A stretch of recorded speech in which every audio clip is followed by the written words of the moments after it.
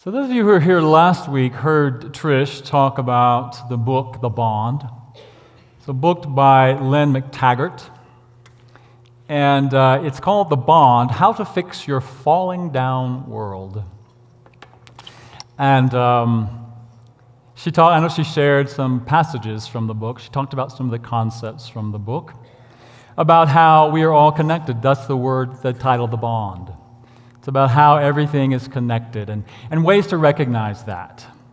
And I would concur with Trish that it's chock full of scientific information, evidence that has been gathered from scientific experiments that prove that we are connected, show that bond that connects us all. Some of it is way over my head. Somebody said way beyond my pay grade. Is some of that information. I'm not a physicist at all, but it's good information, and it inspires me in some ways. So I'm enjoying reading it, enjoying listening to it and reading it. However, I do sometimes feel guilty when I read it.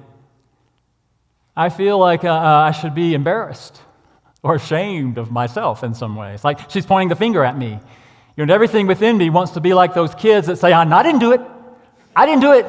Not me. You know how it was when we were kids and some of them would get broken and, I didn't do it. So it's kind of like that for me a little bit, I would say. But I don't think that's her intention. I'm sure that's not her intention.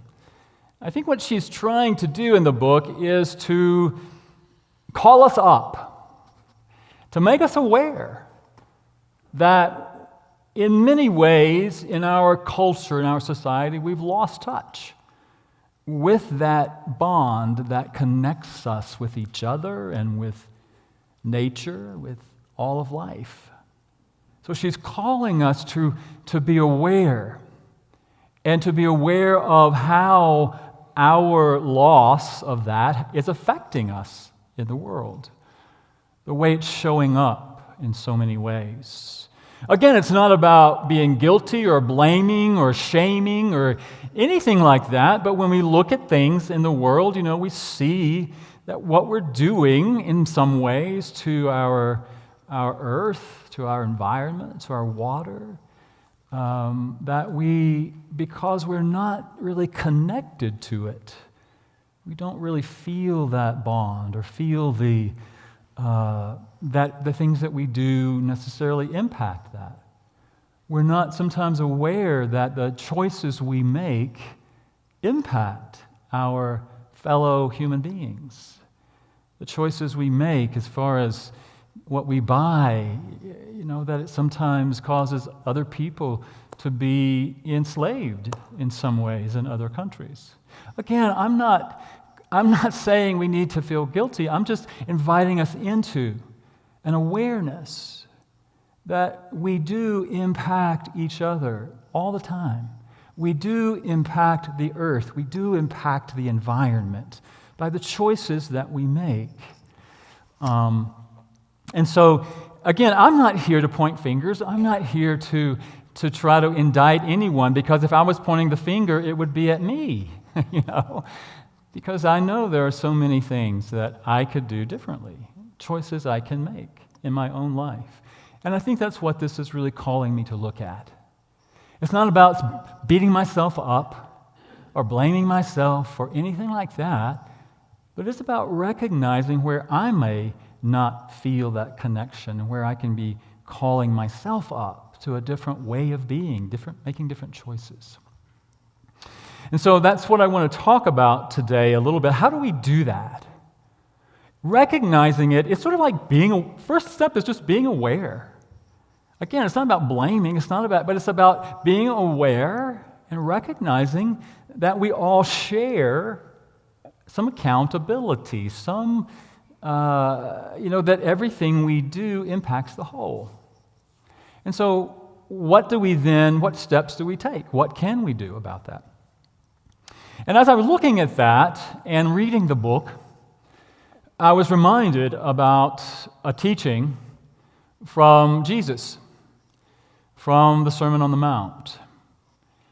And it spoke to me in a different way in relationship to this idea, a way that I had not ever really considered. You know, Jesus was teaching from an ascended consciousness. We talk about it as the Christ consciousness, God consciousness, his consciousness of wholeness and unity, his consciousness of oneness with what he called the Father, the source of life, his intimate relationship with that. And I believe that as he was teaching, as he was speaking and transmitting this energy, this consciousness to those who were listening, he was doing it on many different levels. He was able to speak to those who are also awakening in that consciousness, but also those who are just beginning the path. He would often say, those who have ears to hear, let them hear.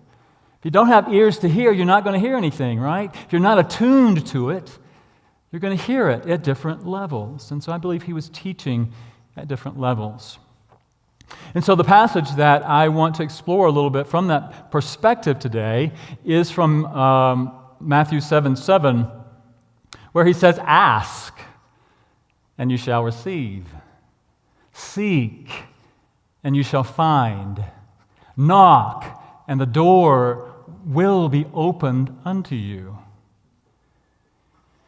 And I think that in some ways, especially in light of some of the New Thought teaching, again, I'm not about indicting anyone or making anyone bad or wrong or guilty.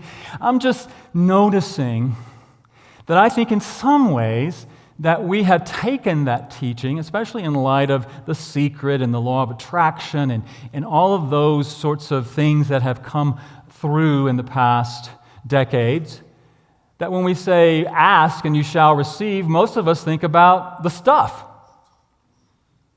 I'm going to ask and I'm going to get.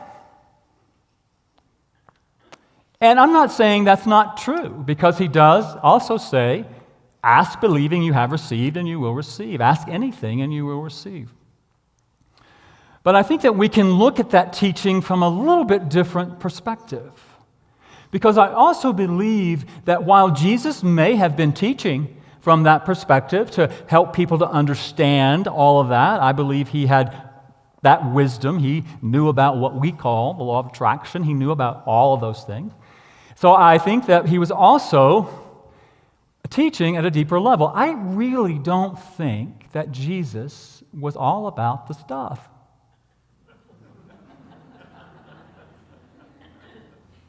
I just don't think he was about the stuff.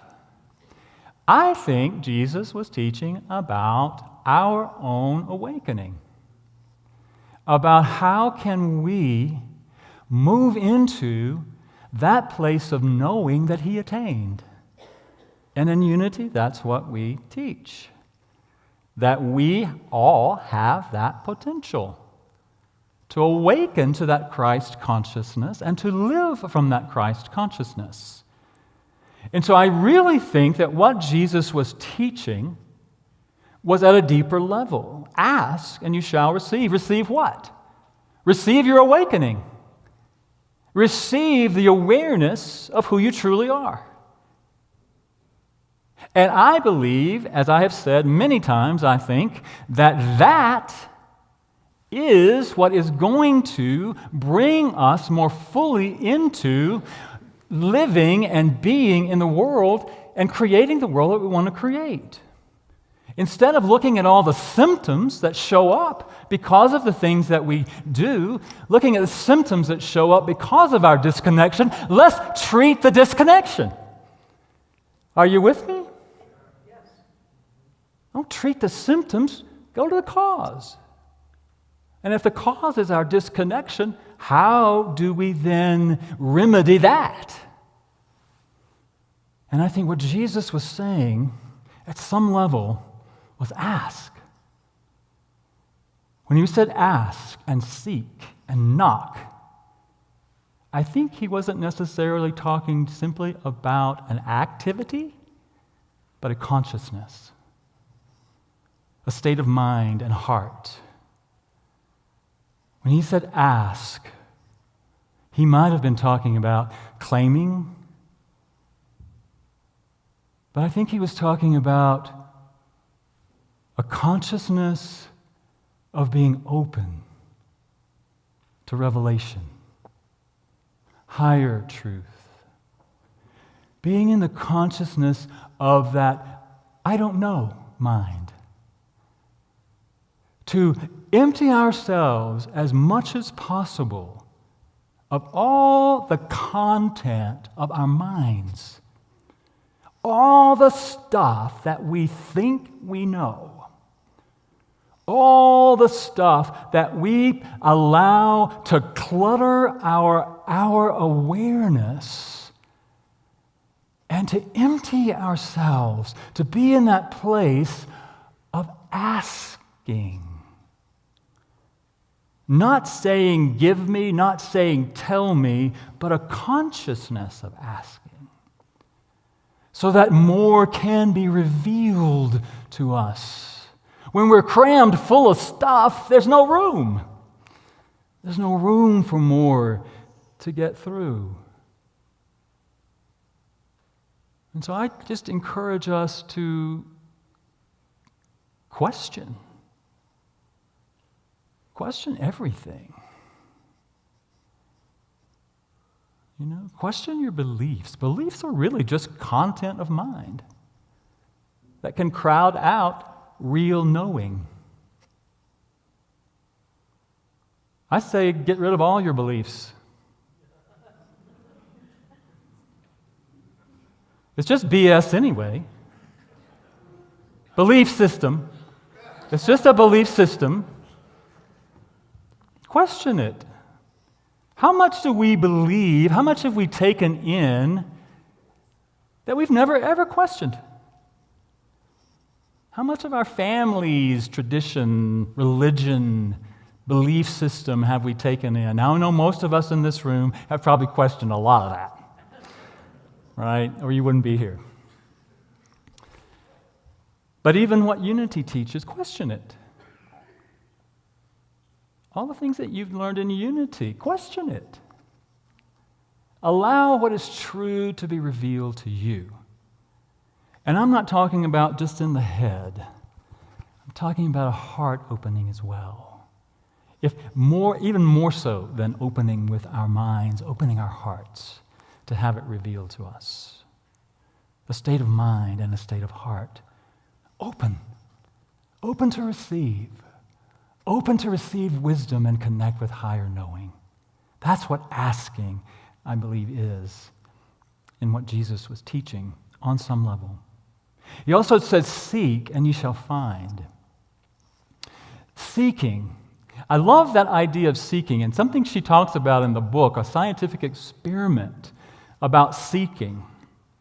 I want to share just a little bit of it with you. She says, in the act of seeking, now I'm talking about really seeking.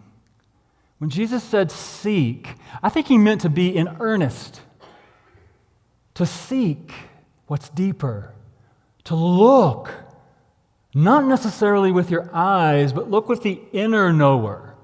Look with your heart to seek what's beyond the physical. She said, in the act of seeking, and this is from some scientific experiments, we're firing on all cylinders.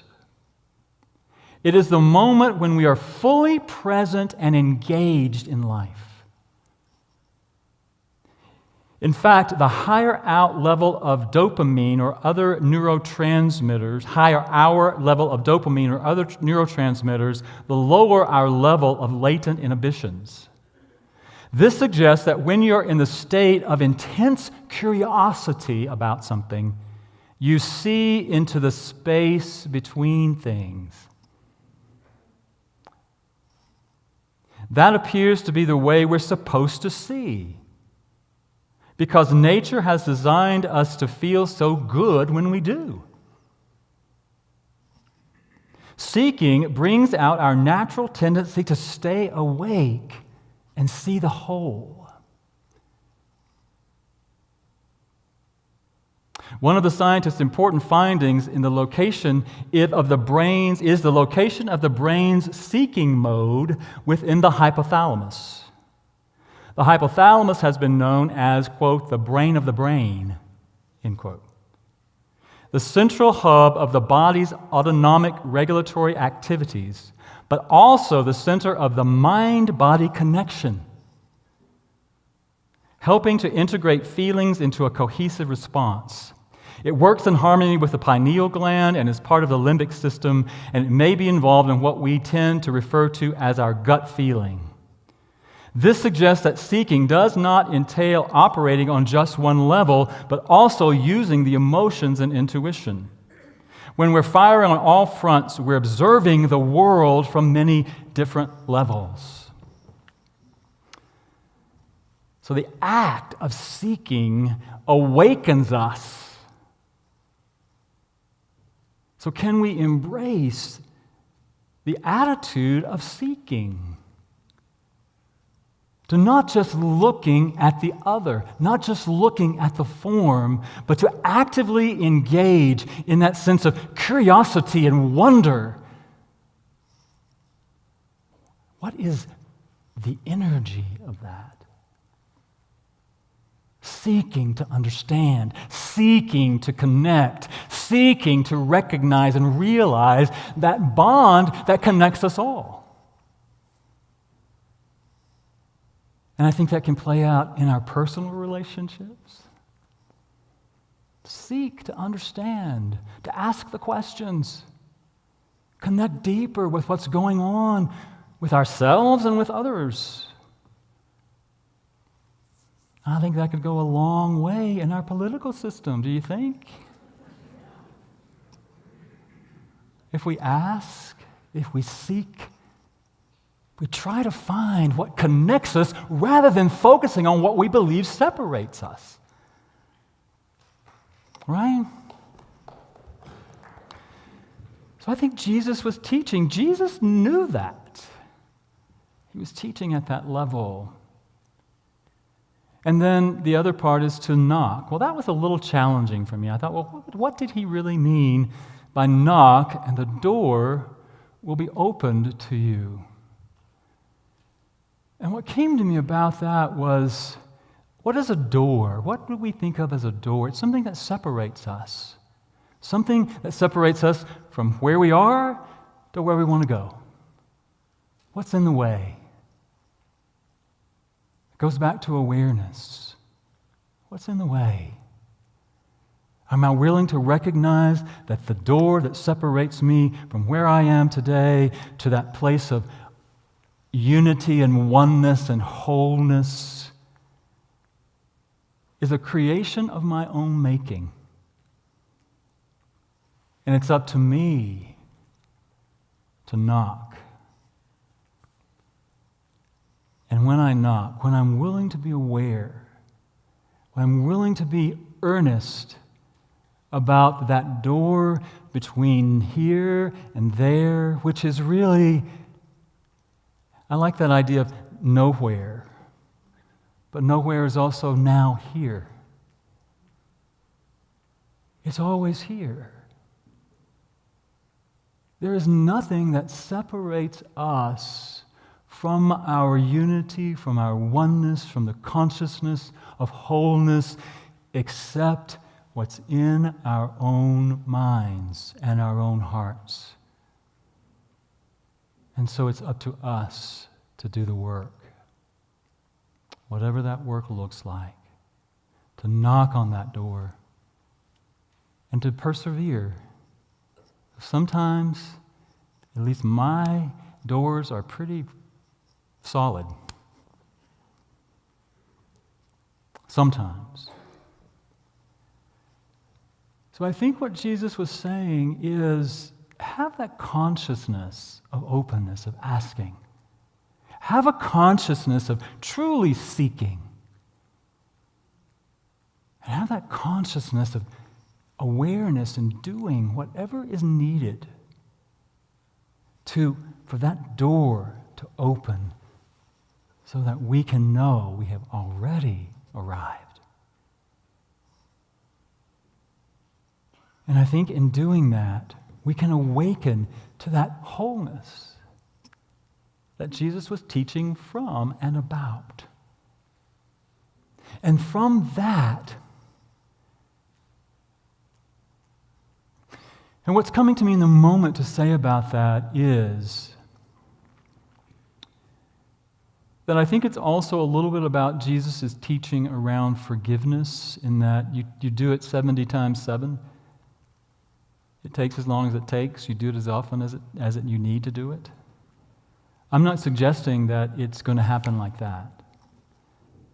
Although it may. I'm not discounting that possibility. But it's our opportunity to take the next step.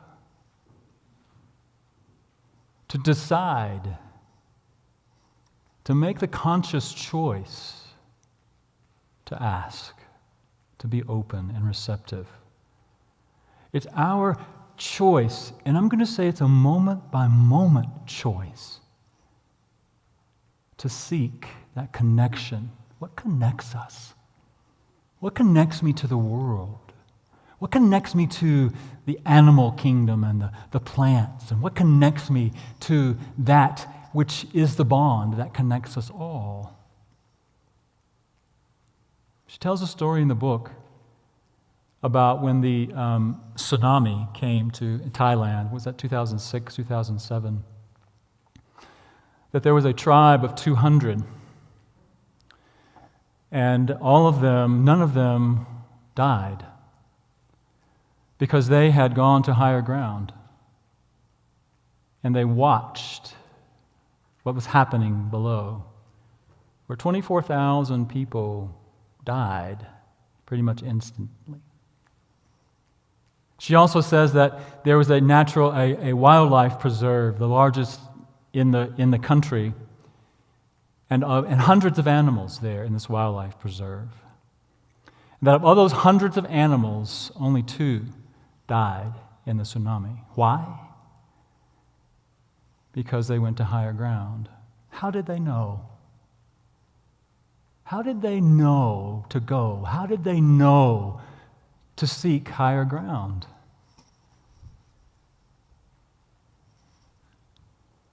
Because they were seeing clearly. They were sensing clearly what was happening in the field around them. And they responded to it. They were attuned to the connection with nature. They were attuned to the movement, to the shifts in how the other animals were behaving. And so, very literally, it is our recognition and awakening to the bond that can save us. Save us individually and save us collectively. Because we're all in it together.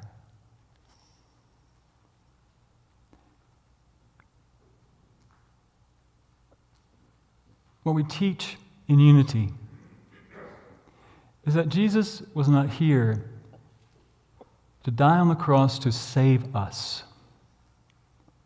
He was here to teach us how to save ourselves. And in awakening to that consciousness of unity and wholeness and oneness, that is our salvation, individually and collectively. And so this week, I encourage you to explore the attitudes of mind and heart of asking, seeking, and knocking. And just see what happens. Notice the subtleties that happen, the connections that happen. Open yourself up to the bond that connects us all.